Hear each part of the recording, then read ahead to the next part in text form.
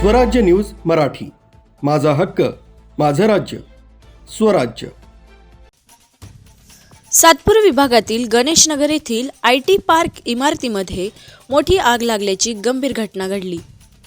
इमारतीच्या मीटर बोर्डमध्ये अचानक शॉर्ट सर्किट झाल्याने आग मोठ्या प्रमाणात भडकली। या भीषण आगीत 2 रहिवासी जखमी झाले असून इमारतीमधील मालमत्तेचेही मोठे नुकसान झाले आहे। नाशिक शहरात महावितरणातर्फे नवीन स्मार्ट मीटर बसवण्याची मोहीम सुरू आहे। त्याच मोहिमेअंतर्गत IT पार्क मधील इमारतीत एकूण 16 स्मार्ट मीटर बसवण्यात आले होते। मात्र हे मीटर बसविल्यानंतर अवघ्या 24 तासातच सर्व मीटर बॉक्समध्ये शॉर्ट सर्किट होऊन ही आग लागल्याची लेखी तक्रार रहिवासी सुनील गुरुकुल आणि इतरांनी केली आहे।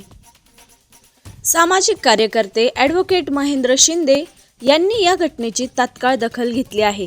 त्यांनी स्मार्ट मीटरची योग्य तपासणी, दुरुस्ती करावी तसेच जखमी आणि बाधित कुटुंबियांना नुकसान भरपाई द्यावी अशी मागणी वीज वितरण कंपनीकडे केली आहे।